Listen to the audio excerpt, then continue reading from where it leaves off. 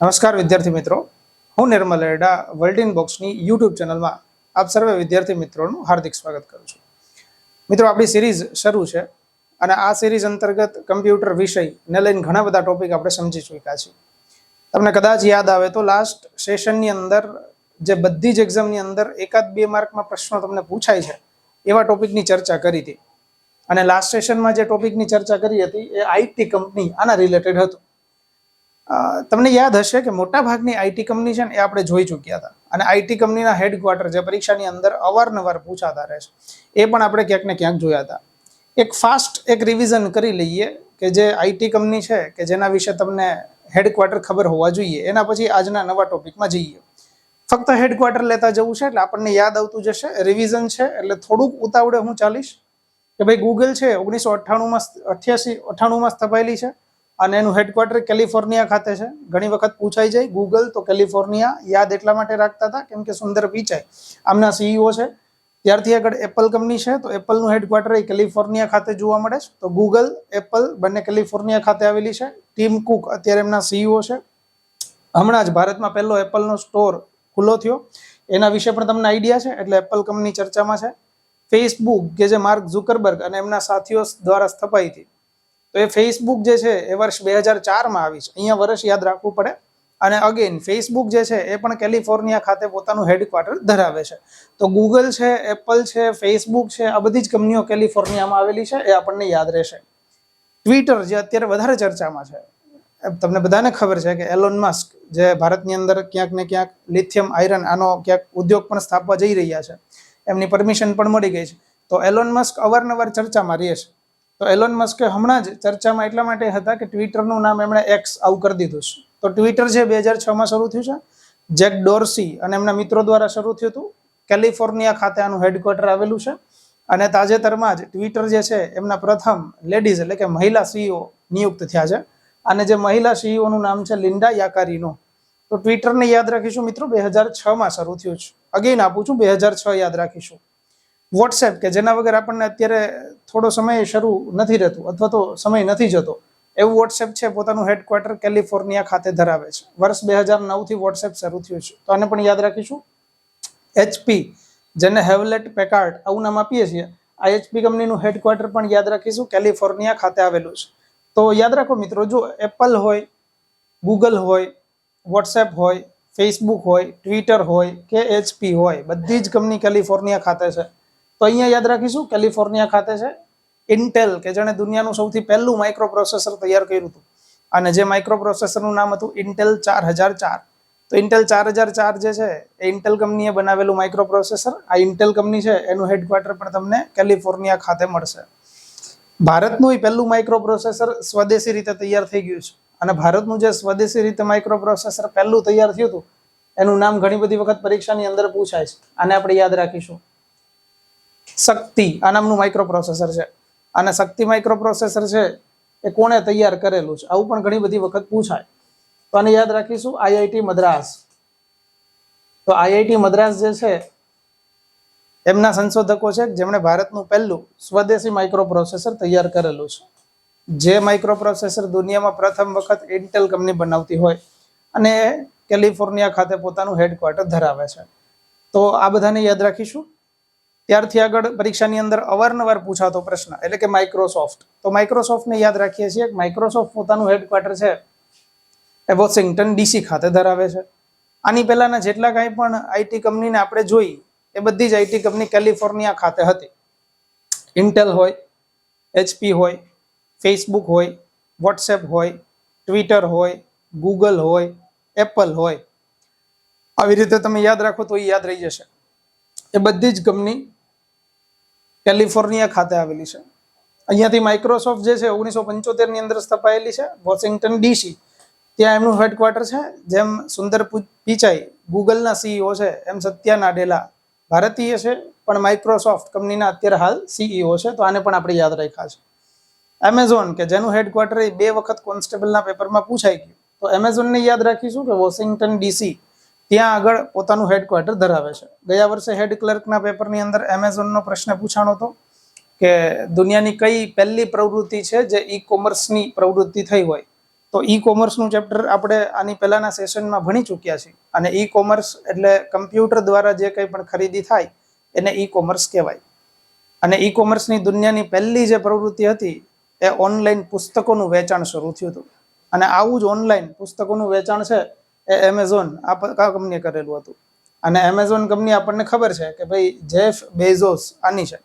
અને જેફ બેઝોસની હજુ એક કંપની છે જે સ્પેસ સાથે જોડાયેલી છે. જેવી રીતે સ્પેસ એક્સ આપણે એલોન મસ્ક આને ઓળખીએ છીએ, એવી રીતે બ્લુ ઓરિજિન આ કંપની છે. તો બ્લુ ઓરિજિન જે છે એ સ્પેસ સાથે જોડાયેલી છે. અને આ જે કંપની છે જેફ બેઝોસ આ એમના માલિક છે. તો આમને પણ તમે યાદ રાખી શકો છો. બાકી પૂછાય છે વધારે એમેઝોનનું હેડક્વાર્ટર તો વોશિંગ્ટન ડીસી. માઇક્રોસોફ્ટ હોય અને એમેઝોન હોય બંને પોતાનું હેડક્વાર્ટર ત્યાં ધરાવે છે, વોશિંગ્ટન ડીસીમાં.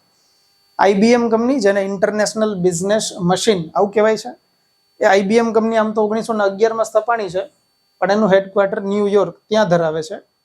દુનિયાની સૌથી મોટી સોફ્ટવેર બનાવતી કંપની આઈબીએમ છે કે જેમણે દુનિયાની સૌથી પહેલી હાર્ડ ડિસ્ક બનાવેલી હતી. ગર્વ લેવા જેવી બાબત આપણા માટે એ છે કે અત્યારે હાલ એમના સીઈઓ અરવિંદ કૃષ્ણન ભારતીય વ્યક્તિ છે. તો આઈબીએમ કંપની યાદ રાખી લેજો, ન્યુયોર્ક ખાતે હેડક્વાર્ટર ધરાવે છે. હવે બધી જ કંપનીઓ ભારતીય છે, જેને પણ આપણે લાસ્ટ સેશનમાં જોઈ હતી. અત્યારે રિવિઝન કરીએ છીએ એટલે થોડુંક ઉતાવળે ચાલે છે. જેમ કે ટીસીએસ, તો ટાટા કન્સલ્ટન્સી સર્વિસીસ, આ જે છે મુંબઈ ખાતે પોતાનું હેડક્વાર્ટર ધરાવે છે. કે કૃથિવાસન એમના સીઈઓ છે અત્યારે હાલ. અને જેઆરડી ટાટા અને એફસી કોહલી એમના સ્થાપક સભ્યો છે. તો ટીસીએસને આપણે યાદ રાખીશું. ઇન્ફોસિસ છે પોતાનું હેડક્વાર્ટર બેંગ્લોર ખાતે ધરાવે છે. અને ઇન્ફોસિસનું નામ તમે સાંભળેલું જ હશે. એમના સીઈઓ સલીલ પારેખ છે. ત્યારથી આગળ છે નાસ્કોમ.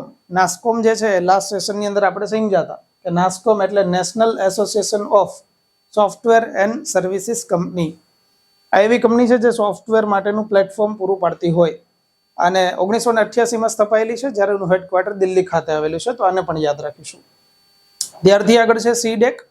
સીડેક કંપનીની ચર્ચા વધારે કરવી પડે, કારણ એવું છે કે સીડેક સંસ્થા જે છે એ સીડેક સંસ્થા ભારતનું પહેલું સુપર કમ્પ્યુટર તૈયાર કરે છે. અને અત્યારે પણ કોઈ સુપર કમ્પ્યુટર તૈયાર થાય તો સીડેક સંસ્થાને ફાળે જાય છે. આ સીડેક સંસ્થા જે છે એમનું પૂરું નામ અહીંયા તમને લોગોમાં દેખાશે, પણ છતાં સીડેક સંસ્થાનું પૂરું નામ આપણે આવું કરીએ છીએ.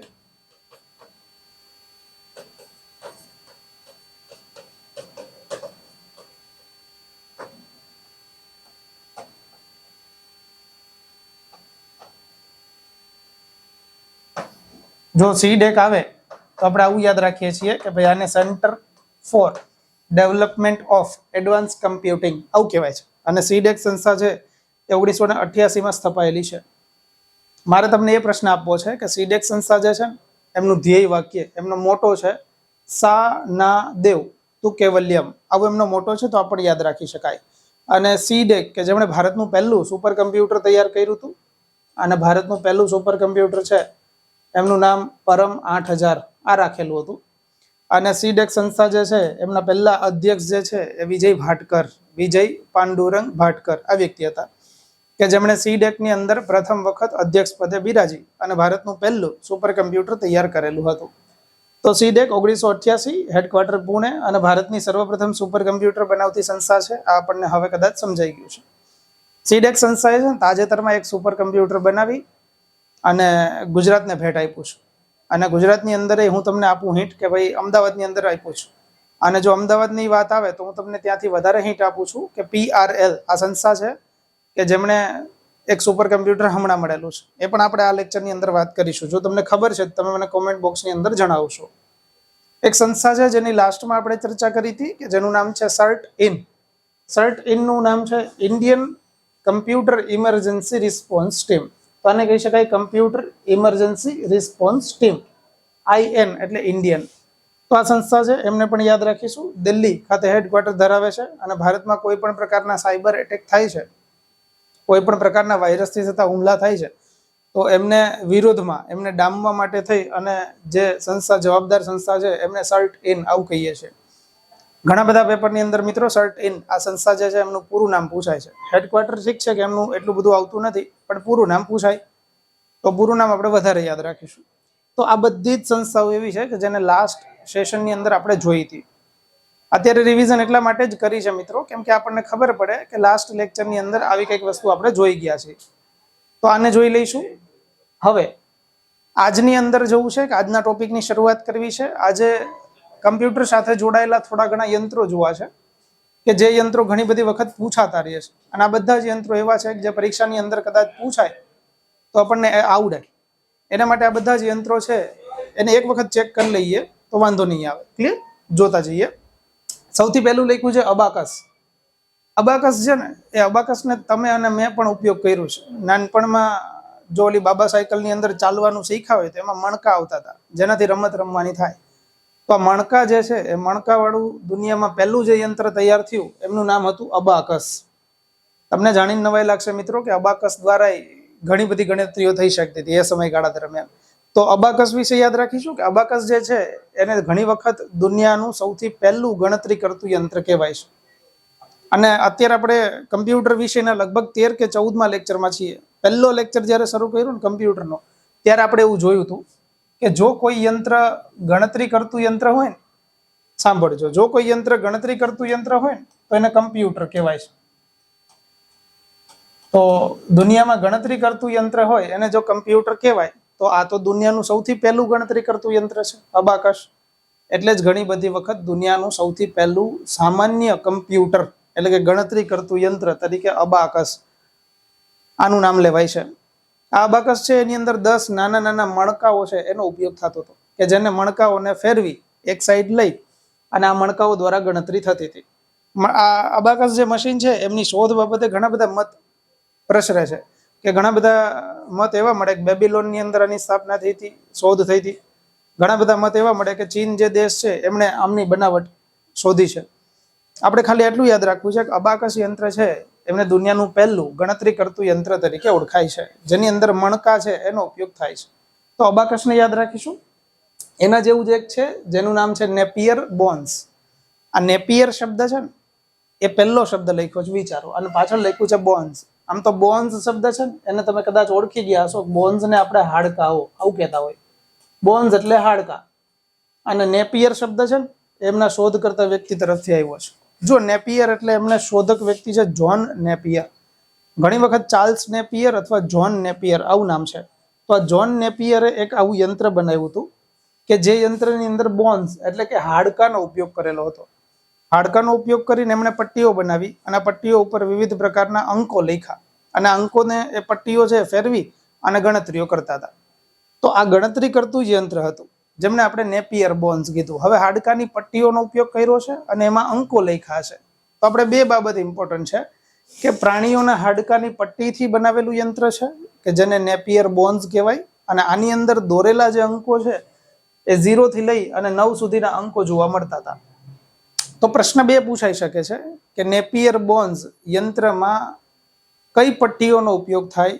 તો પ્રાણીઓની હાડકાઓના પટ્ટીઓનો. બીજો ક્વેશ્ચન પૂછાય તો એવો પૂછાઈ શકે કે નેપિયર બોન્સ યંત્રમાં કયા અંકોનો ઉપયોગ થાય? તો 0 થી લઈ અને 9 સુધીના અંકો છે આપણને એમાં દેખાતા હોય. શોધ કરતા વ્યક્તિ નેપિયર બોન્સ, આ નામ ઉપરથી તમને સમજાઈ જશે કે જ્હોન નેપિયર આ વ્યક્તિ છે કે જેમણે એમની શોધ કરી છે. તો આને પણ આપણે યાદ રાખીશું. અહીંયાથી આ બધા યંત્રોની સાલ છે મિત્રો કે કયા એક વર્ષે કયું યંત્ર શોધાયું છે, પણ ક્યારેય આપણે સાલની અંદર એટલા બધા ડિટેલમાં પડતા નથી કેમ કે જનરલી ક્યારેય અહીંયાથી સાલો પૂછાતી નથી. આપણે જ્યારે ચેપ્ટર 1 ભણ્યા હતા ને કે જેને આપણે નામ આપ્યું હતું ઇન્ટરનેટ, આ ઇન્ટરનેટની અંદર જો પ્લેલિસ્ટની અંદર તમને ઇન્ટરનેટ નામનું ચેપ્ટર મળી જશે કમ્પ્યુટર વિષયની અંદર. તો ઇન્ટરનેટ જે ચેપ્ટર આપણે ભણ્યા છે ને સેશનની અંદર, એ ઇન્ટરનેટમાંથી સાલો પૂછાશે. તો એ સાલ આપણે ત્યાં આગળ વધારે ધ્યાનથી જોઈ છે. જેમ કે ઇન્ટરનેટની શરૂઆત છે એ અમેરિકાએ 1969માં કરી હોય. ભારત ઇન્ટરનેટની શરૂઆત 1986ના વર્ષમાં કરે. આપણે સૌ એટલે કે જાહેર જનતાને ઇન્ટરનેટ 15મી ઓગસ્ટ 1995થી મળે. જેમ હમણાં 15મી ઓગસ્ટ આવે છે આપણે સૌ ઉજવણી કરશું, તો 15મી ઓગસ્ટ 1995થી સામાન્ય જનતાને ઇન્ટરનેટ ભારતમાં મળ્યું છે. તો આ બધી જ વસ્તુ ઇન્ટરનેટના ચેપ્ટરમાં આપણે ચર્ચા કરી છે. અમેરિકાએ ઇન્ટરનેટ જ્યારે શરૂ કર્યું ત્યારે ARPANET આવો પ્રોજેક્ટ લોન્ચ કર્યો હતો જે દુનિયાનું સૌથી પહેલું નેટવર્ક હતું. અને ભારતે જ્યારે ઇન્ટરનેટ શરૂ કર્યું ત્યારે એજ્યુકેશન એન્ડ રિસર્ચ નેટવર્ક એટલે કે ERNET આવું લોન્ચ કર્યું હતું. તો મુખ્ય સેવિકામાં પ્રશ્ન પૂછાણો કે ERNET નું પૂરું નામ જણાવો. તો તો એ ભારતે લોન્ચ કરેલો પહેલો પ્રોજેક્ટ હતો. એટલે પૂછાઈ શકે મિત્રો. તો ઇન્ટરનેટના પ્લેલિસ્ટમાં જઈને તમે જોજો, એ બધી જ વસ્તુ તમને ત્યાં મળશે. કહેવાનો અર્થ એવો છે કે અહીંયા આપણે સાલ ક્યારેય ગોખતા નથી, આપણે યંત્ર અને એમાં ઉપયોગ થતી વસ્તુઓને યાદ રાખીશું. ત્યારથી આગળ જઈએ છીએ. ત્યારથી આગળ છે સ્લાઇડ રૂલ. સ્લાઇડ રૂલ છે એ સ્લાઇડ રૂલ ને બનાવનાર વ્યક્તિ જે છે એ વિલિયમ એડ્રીડ, આવું નામ છે. ઘણી વખત વિલિયમ ઓડ્રીડ આવું પણ નામ તમે વાંચશો. તો વિલિયમ એડ્રીડ અથવા વિલિયમ ઓડ્રીડ એમણે બનાવેલું યંત્ર એટલે સ્લાઇડ રૂલ. સ્લાઇડ જે છે એ સ્લાઇડનો અર્થ થાય સ્લાઇડર. સ્લાઇડર એટલે ફેરવવું. આપણે બારી જે છે, વિન્ડો જે છે એને સ્લાઇડ કરીએ એટલે ખોલીએ. તો એમણે અહીંયા યંત્રમાં પણ એક એવી પટ્ટી રાખેલી હતી, રૂલ. રૂલ એટલે રૂરલ અને રૂલર એટલે ફૂટપટ્ટી. તો એમણે એક ફૂટપટ્ટી રાખેલી હતી, જે ફૂટપટ્ટીને તમે આવી રીતે સ્લાઇડ ફેરવી શકો અને એમાંથી ગણતરી થઈ શકે. તો જેમ અબાકસમાં સામાન્ય ગણતરીઓ થતી, નેપિયર બોન્સમાં હાડકાની પટ્ટીઓ ચેન્જ થઈને ગણતરી થતી, એવી રીતે સ્લાઇડ રૂલ કે જે વિલિયમ એડ્રીડે તૈયાર કર્યું છે એમાં ફૂટપટ્ટી છે એમને ફેરવવાની થાય. તો આવું એક યંત્ર છે, એમને નામ આપ્યું છે સ્લાઇડ રૂલ. તો જો ફૂટપટ્ટીનો ઉપયોગ કરી અને આ યંત્ર તૈયાર કરેલું છે. અહીંયા બધા જ યંત્રો જે છે ને એમાં મેઇન ફોકસ આના ઉપર થશે, ગણતરી કરવી. કારણ એવું છે કે મિત્રો ગણતરી કરતા યંત્રને કમ્પ્યુટર કહેવાય છે. તો ક્યાંક ને ક્યાંક આ બધા સાધનો ગણતરી કરતા હતા, એટલે આ બધાના ક્યાંક ને ક્યાંક કમ્પ્યુટર બનવા પાછળ ફાળો જોડાયેલો છે. એટલે આપણે આને ભણીએ છીએ. તો સ્લાઇડ રૂલ યાદ રાખીએ છીએ. ત્યારથી આગળ છે પાસ્કલાઇન. પાસ્કલાઇન તો મારા મતે કદાચ તમે બધાએ નામ સાંભળેલું હશે કે ભાઈ બ્લેઇઝ પાસ્કલ આ વ્યક્તિ છે કે જેમણે પાસ્કલાઇન આવું એક યંત્ર તૈયાર કર્યું હતું. પાસ્કલાઇન છે ને એને દુનિયાનું સૌથી પહેલું મિકેનિકલ કેલ્ક્યુલેટર આવું કહેવાય છે. આપણે જે કેલ્ક્યુલેટર અત્યારે યુઝ કરીએ છીએ ને, જે ફટાફટ ગણતરી કરવા ચાલે છે, આ ગણતરી કરતું કેલ્ક્યુલેટરની શરૂઆત કરનાર વ્યક્તિ છે બ્લેઇઝ પાસ્કલ હતા.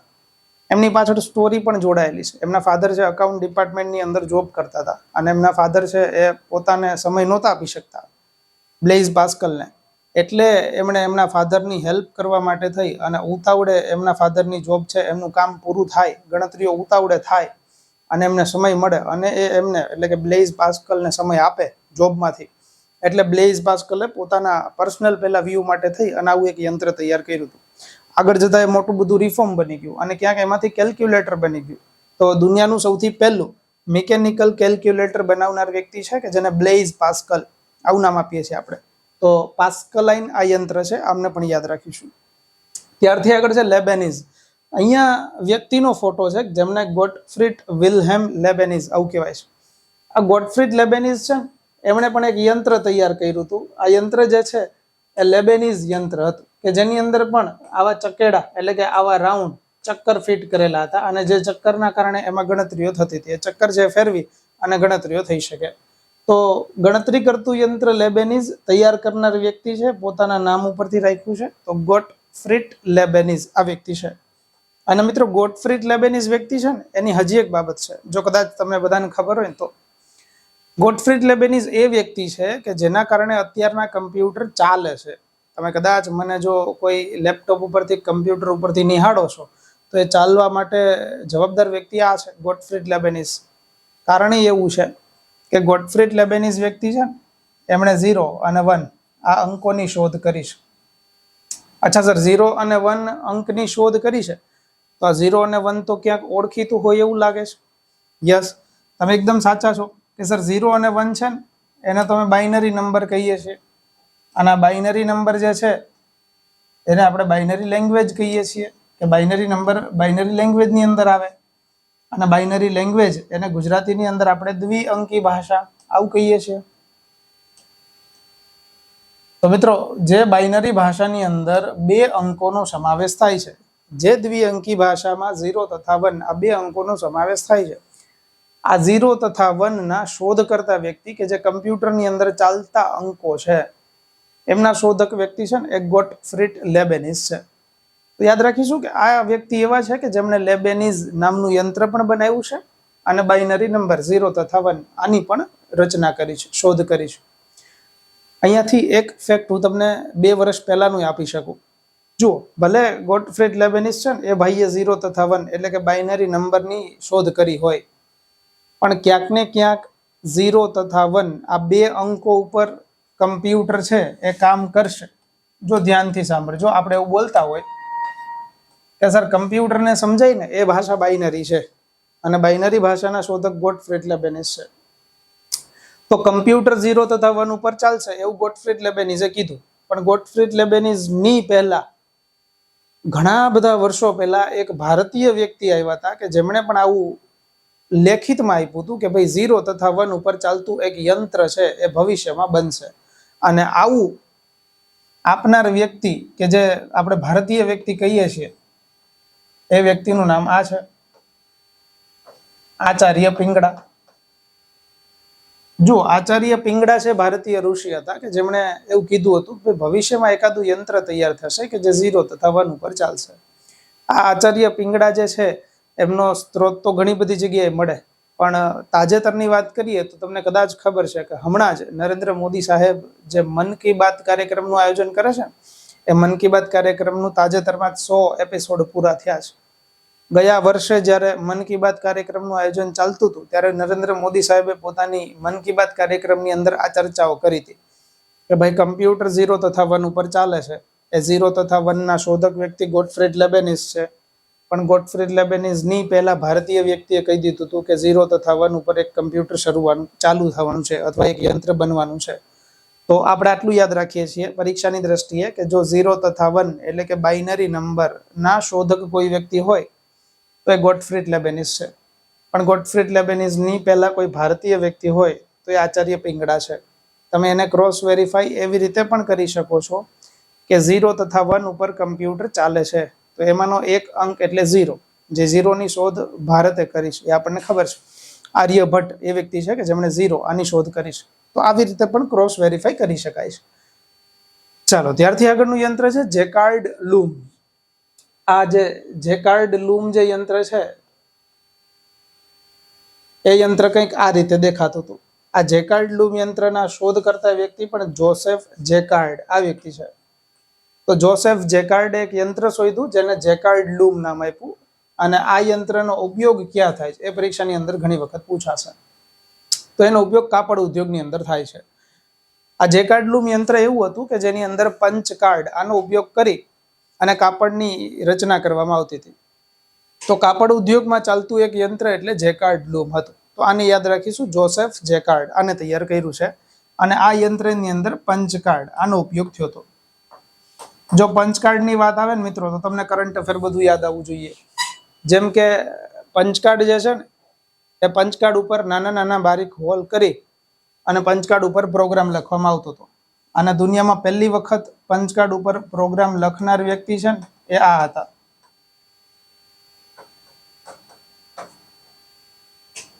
Lady Agusta અડા. આ વ્યક્તિ છે કે જેમણે પંચકાર્ડ ઉપર પ્રથમ વખત પ્રોગ્રામ દાખલ કરેલો હતો. આ પંચકાર્ડ ઉપર પ્રોગ્રામ લખનાર વ્યક્તિ પહેલી વખત આ હતા, લેડી અગસ્ટા અડા. એટલે એને દુનિયાના સૌથી પહેલા કમ્પ્યુટર પ્રોગ્રામર આવું કહેવાય છે. અને આ બેન ઉપરથી હમણાં જ તાજેતરમાં એક રોબોટ તૈયાર થયો. બ્રિટન દેશને તમે સૌ ઓળખો છો કે જે બ્રિટન દેશની અંદર વડાપ્રધાન પદે ભારતીય મૂળના વ્યક્તિ છે જેમનું નામ છે ઋષિ સૌનક. તો એ ઋષિ સૌનક સાહેબ જે બ્રિટન દેશની અંદર છે એ બ્રિટન દેશની અંદર હમણાં એક રોબોટ તૈયાર થયો જેનું નામ છે આઈદા. આ આઈદા રોબોટ છે એ આખી દુનિયાનો સૌથી પહેલો ચિત્રકાર રોબોટ છે. આ જીપીએસસી ક્લાસ 1-2 ના પેપરમાં જાન્યુઆરી મહિનામાં GS2 ના પેપરમાં પ્રિલિમમાં પ્રશ્ન પૂછાણો જીપીએસસી ક્લાસ 1-2 કે આઈદા ચર્ચામાં છે. એ શું છે? તો આઈદા એક હ્યુમનોઇડ માણસની આકૃતિ ધરાવતો રોબોટ છે. આ આઈદા રોબોટ તૈયાર કર્યો છે આ નામ ઉપરથી, લેડી અગસ્ટા અડા ઉપરથી. અને લેડી અગસ્ટા અડા કે જેણે પંચકાર્ડ ઉપર પહેલી વખત પ્રોગ્રામ લખ્યો છે અને એ પંચકાર્ડ કે જે જેકાર્ડ લૂમ આ યંત્રની અંદર ઉપયોગમાં આવ્યું હતું. તો આ બધી જ વસ્તુ જુઓ ક્યાંક કરંટ અફેર સાથે ઇન્ટરકનેક્ટેડ છે.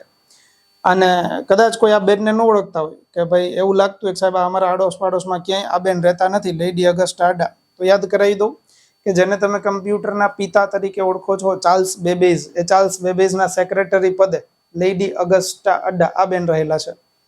અને આ બેને દુનિયામાં પહેલી વાર કમ્પ્યુટર પ્રોગ્રામ લખ્યો હતો. વિચારો કે દુનિયામાં પહેલી વાર કમ્પ્યુટર પ્રોગ્રામ લખનાર વ્યક્તિ એક લેડી જ હતા. એટલે જ આજની તારીખે કોઈને કમ્પ્યુટરનો પ્રોગ્રામ સમજાતો નથી, કેમ કે લેડીઝને સમજવા અઘરા છે. તો જેકાર્ડ લૂમને યાદ રાખીશું મિત્રો કે જેકાર્ડ લૂમ છે જોસેફ જેકાર્ડ આમણે તૈયાર કરેલું છે. ત્યારથી આગળ છે ડિફરન્સ એન્જિન. આ ડિફરન્સ એન્જિન છે મિત્રો, એ ડિફરન્સ એન્જિન હવે તમને ક્યાંક કમ્પ્યુટરના પિતા સાથે લઈ જશે. જુઓ, ડિફરન્સ એન્જિન જે છે એ ડિફરન્સ એન્જિન બનાવનાર વ્યક્તિ છે એ ચાર્લ્સ બેબેજ હતા. 1822ના વર્ષની વાતો ચાલે છે આ બધી. 1822ના વર્ષમાં ચાર્લ્સ બેબેજે આ પ્રકારનું એક યંત્ર તૈયાર કર્યું, ડિફરન્સ એન્જિન.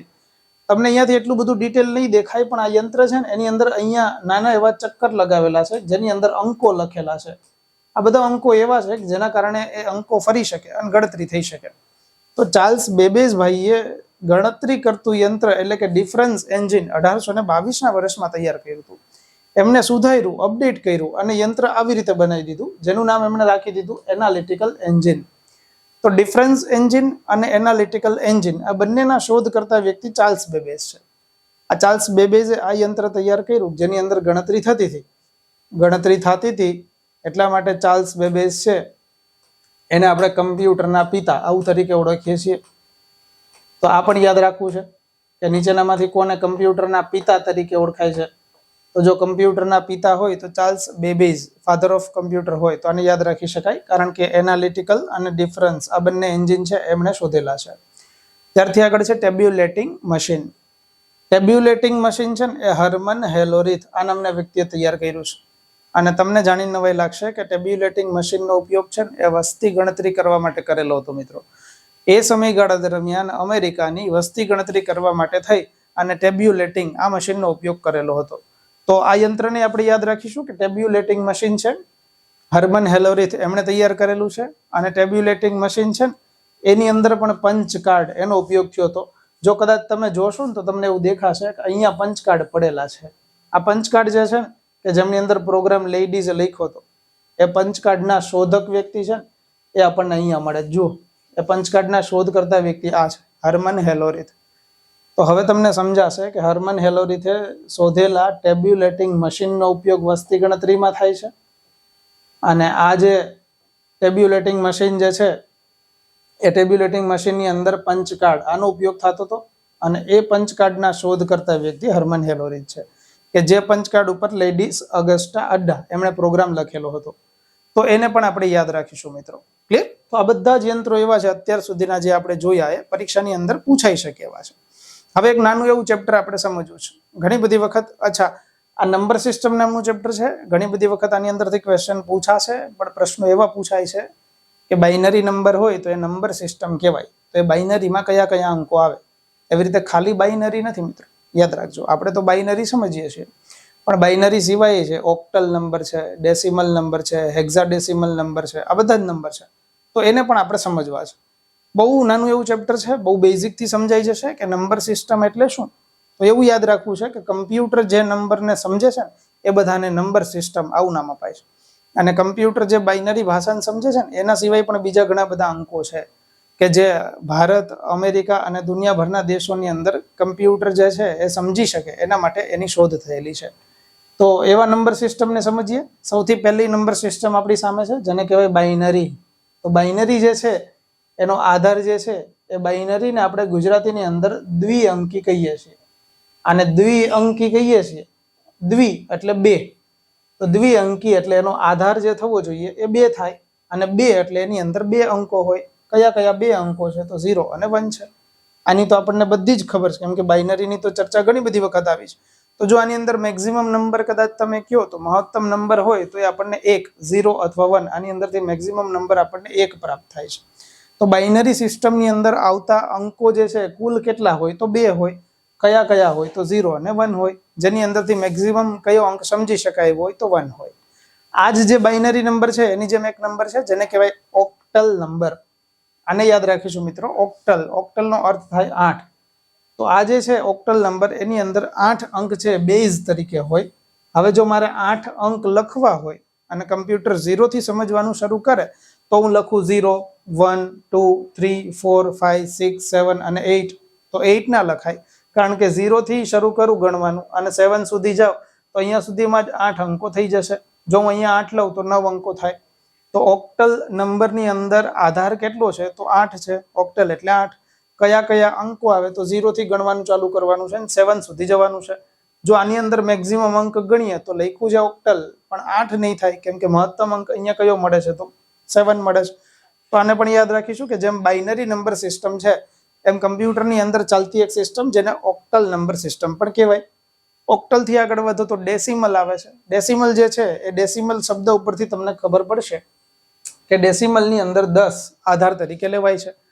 હવે જો કદાચ હું 10 ને લઉં ને આધાર તરીકે, તો તમને હવે સમજાઈ જશે કે જેવી રીતે 8 ની અંદર ઓક્ટલ ની અંદર 0 થી 7 હતા, એવી રીતે અહીંયાથી 0 થી શરૂ કરો તો 10 સુધી ના જવાય. જો 0 થી લઈને 10 સુધી જાઓ તો 0 નહીં ગણું અને 1 થી 10 ગણું તો 11 અંકો થાય. તો યાદ રાખીશું ડેસિમલ અંકોની અંદર સમાવિષ્ટ થતા અંકો છે 0 થી 9 સુધી હોય. અગેન તમને અહીંયાથી સમજાઈ જશે કે મહત્તમ અંક અહીંયા 9 પ્રાપ્ત થશે. તો ઓક્ટલ ની અંદર 8 છે 0 થી 7 સુધી, બાઇનરી ની અંદર 2 છે અને ડેસિમલ ની અંદર 10 અંકો છે. આનાથી આગળ લાસ્ટ છે જે નંબર સિસ્ટમ ની અંદર આવે છે ડેસિમલ, એના પછીનું જે છે એને કહેવાય હેક્સાડેસિમલ. યાદ રાખીશું કે હેક્સાડેસિમલ જે છે એનો આધાર જે છે ને 16 અંકોનો છે. તો સર 16 અંક છે તો 0 થી લઈને શું 15 સુધી જઈશું? ના, એવું ના કરાય. વિચારો, 0 થી લઈને 9 સુધી જાવ તો ચાલે. હવે 10 સુધી જાવ તો 10 તો કમ્પ્યુટર નહીં સમજે, કેમ કે 10 એટલે તો 1 ને 0 થઈ ગયું. તો યાદ રાખીશું 0 થી 9 સુધી જઈ શકાય છે અહીંયા. તો સાહેબ 0 થી 9 સુધી જઈએ અને 16 સુધી જવું હોય તો યાદ રાખવાનું 0 થી 9 સુધી જાવ, આ 0 થી 9 સુધી જાવ તો 10 થાય. 10 પછીના જે 6 અંકો છે એને આલ્ફાબેટ સ્વરૂપે સમાવાયેલા છે. તો ABCD થી શરૂ કરવાનું, 6 અંકો સુધી જવાનું. A, B અને C 3 થયા, D, E અને F બીજા 3 થયા, તો 6 અંકો આ થયા. તો ઉપરના 10 અને નીચેના 6 એટલે ટોટલ 16 થાય. જો અહીંયા તમે મહત્તમ અંક ગણવા જશો તો તમને અંક પ્રાપ્ત કોઈ પણ નહીં થાય, કારણ કે સર અહીંયા તો આલ્ફાબેટ અને ન્યુમેરિક આ બંનેનો સમાવેશ થાય છે. તો 2 પ્રશ્નો છે મિત્રો કે જે પરીક્ષાઓની અંદર વિદ્યાર્થીઓને ગૂંચવતા હોય છે કે પ્રશ્ન પૂછાય કે હેક્સાડેસિમલ ની અંદર કયા અંકોનો સમાવેશ થાય. તો યાદ રાખવાનું છે કે એ 0 થી લઈ અને 9 સુધી, A થી લઈ અને F સુધી. જો તમને A થી F મોઢે નથી રહેતું તો ગણવાની છે કે A થી લઈ અને F સુધી 6 અંકો સુધી જવાનું છે, કેમ કે 0 થી 9 10 અંકો થઈ જાય છે. બીજું કે ઘણી બધી વખત પરીક્ષાની અંદર સીધો પ્રશ્ન એવો પૂછાયેલો છે કે ABCDEF આ જે છે નીચેનામાંથી કઈ નંબર સિસ્ટમમાં સમાવેશ છે? તો જો ABCDEF હોય તો એ કેમાં હોય? તો હેક્સાડેસિમલ ની અંદર જ હોવું જોઈએ, કેમ કે ઓક્ટલ ની અંદર 8 છે, ડેસિમલ ની અંદર 10 છે, બાઇનરી ની અંદર 2 છે, હેક્સાડેસિમલમાં 16 છે. તો મિત્રો આ નંબર સિસ્ટમની વાત થઈ. આ નંબર સિસ્ટમ છે ઘણી વખત પરીક્ષાની અંદર ક્યારેક તમને પૂછાવા મળશે. તો જો હવે તમને નંબર સિસ્ટમ પૂછાય છે તો આપણને ખબર પડશે. હવે દર સેશનની અંદર જેમ આપણે શોર્ટકટ કી લઈને જઈએ છીએ એમ આ સેશનમાં પણ શોર્ટકટ કી લઈ લઈએ. બરાબર, પહેલી શોર્ટકટ કી લઈએ છીએ F2. તો F2 જે શોર્ટકટ કી છે એ F2 શોર્ટકટ કીને આપણે રીનેમ આવું નામ આપીએ છીએ મિત્રો. રીનેમ જે નામ આપીએ છીએ ને એ રીનેમ નો અર્થ થાય કોઈ પણ જગ્યાએ કોઈ પણ ફાઇલ કે કોઈ પણ ફોલ્ડરનું નામ બદલવું. જો તમારે કોઈ ફાઇલ કે ફોલ્ડરનું નામ બદલવું છે તો F2 આ શોર્ટકટ કીનો ઉપયોગ તમે કરશો. પછી લખ્યું છે F10. F10 શોર્ટકટ કી છે શેના માટે છે? તો વધારે યાદ રાખીશું મિત્રો કે F10 જે છે એ કોઈ પણ જગ્યાએ મેનુ બાર એક્ટિવ કરવા માટે છે. તમે કોઈ પણ જગ્યાએ છો, જો F10 દબાવો છો તો ઉપરના બધા મેનુ છે એક્ટિવ થઈ જશે. પછી એમાંથી જે મેનુ ઓપન કરવું છે ને એ મેનુમાં નીચે એક નામ શોર્ટકટ કી લખેલું આવશે, એકાદો અક્ષર આવશે. એ અક્ષર તમે પ્રેસ કરશો તો F10 થી એ મેનુ બાર ખુલી જશે. તો F10 મેનુ બાર માટે છે. પછી લખ્યું છે અલ્ટર F4.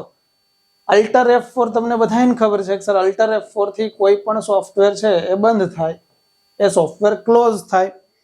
તો યાદ રાખીશું કોઈ પણ સોફ્ટવેરને બંધ કરવો છે તો અલ્ટર F4 જોઈએ. અલ્ટર F4 તો ખબર છે, પણ અહીંયા વિચારો કે અલ્ટર F4 એના જેવી એક શોર્ટકટ કી પૂછેલી છે જેનું નામ લખ્યું છે કંટ્રોલ F4. તો અલ્ટર F4 થી તો બંધ થાય, કંટ્રોલ F4 થી શું થાય? તો યાદ રાખીશું મિત્રો કે જેમ અલ્ટર F4 થી સોફ્ટવેર આખો બંધ થઈ જશે એમ કંટ્રોલ F4 થી પણ સોફ્ટવેર બંધ થશે. તો બે વચ્ચે ફેર શું સાહેબ? તો એવું યાદ રાખવું છે કે જ્યારે કોઈ સોફ્ટવેર હું ઓપન કરું છું, માની લો કે આ મેં 3 સોફ્ટવેર ઓપન કરેલા છે, તો આ 3 સોફ્ટવેરમાં જ્યારે હું કંટ્રોલ F4 કરીશ ને તો પહેલા સૌથી ઉપર જે સોફ્ટવેર હશે ને એ બંધ થશે.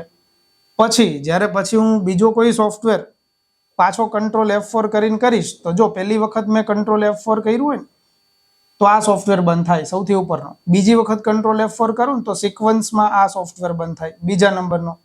પછી પાછું કંટ્રોલ F4 કરું તો સૌથી છેલ્લો બંધ થાય. એટલે કે કંટ્રોલ F4 છે ને 1 by 1 લાઇન બાય લાઇન બંધ કરશે. જ્યારે અલ્ટર F4 આની પહેલાની જે શોર્ટકટ કી છે એ તો રેન્ડમલી કોઈને કોઈ સોફ્ટવેરને ક્લોઝ કરતું રહેશે. ક્લિયર? તો આને યાદ રાખીશું. ત્યારથી આગળ છે અલ્ટર ટેબ. તો અલ્ટર ટેબ શોર્ટકટ કી એના માટે છે કે જ્યારે તમે એકથી વધારે સોફ્ટવેર ઓપન કરેલા હોય, એ બધા સોફ્ટવેરમાં તમારે એક સોફ્ટવેરમાંથી બીજા સોફ્ટવેરમાં જવું હોય તો અલ્ટર ટેબથી સીધા તમે એકમાંથી અન્ય સોફ્ટવેરમાં જઈ શકશો. ત્યારથી આગળ છે Windows D. Windows D shortcut કીનું કામ છે મિત્રો એક સાથે તમામ સોફ્ટવેર મિનિમાઇઝ કરવા. તમે હજારો સોફ્ટવેર ઓપન કરીને બેઠા છો, બધા સોફ્ટવેર એક સાથે મિનિમાઇઝ કરી દેવા છે, ટાસ્ક બારની અંદર લઈ આવવા છે, તો સીધું વિન્ડોઝ ડી દબાવી દો, બધા જ સોફ્ટવેર એક સાથે મિનિમાઇઝ થઈ જશે. ત્યારથી આગળ છેલ્લી શોર્ટકટ કી મૂકી છે કંટ્રોલ એ. આ કંટ્રોલ એ જે શોર્ટકટ કી છે એનું કામ તમને બધાને ખબર છે સર, એક સાથે તમામ વસ્તુ સિલેક્ટ કરવા માટે કંટ્રોલ એ હોય. ત્યારથી આગળ છે કંટ્રોલ એક્સ. અહીંયા એક્સ એટલે આપણા વાળા કોઈ એક્સ ની વાત નથી, પણ કંટ્રોલ એક્સ શોર્ટકટ કી ની વાત છે. જો કંટ્રોલ એક્સ શોર્ટકટ કી છે એનો અર્થ થાય કોઈ પણ વસ્તુને કટ કરવી. તો જો તમારે કોઈ વસ્તુને કટ કરવી છે તો કંટ્રોલ એક્સ આ કરી શકાય. કટ કરેલી વસ્તુને પેસ્ટ કરવી છે તો કંટ્રોલ વી આ કરી શકાય મિત્રો. તો આ બધી જ શોર્ટકટ કી યાદ રાખીશું. મિત્રો અત્યાર સુધીની તમામ શ્રેણીની અંદર તમે શોર્ટકટ કી અને ફૂલ ફોર્મ પણ મારી જોડેથી ભણતા આવ્યા છો. ક્યાંક ક્યાંક કરંટ અફેરની પણ ચર્ચાઓ કરી છે. આ બધા જ ટોપિક છે, બધા જ ટોપિક તમારી સમક્ષ રાખેલા છે. એક વખત બધા જ પ્લેલિસ્ટની અંદર જઈ અને જોઈ લેજો. મળીશું ફરી પાછા નવા કોઈ સબ્જેક્ટ, નવા કોઈ ટોપિક સાથે. ત્યાં સુધી સૌને મારા એક સાથે જય હિન્દ, જય ભારત.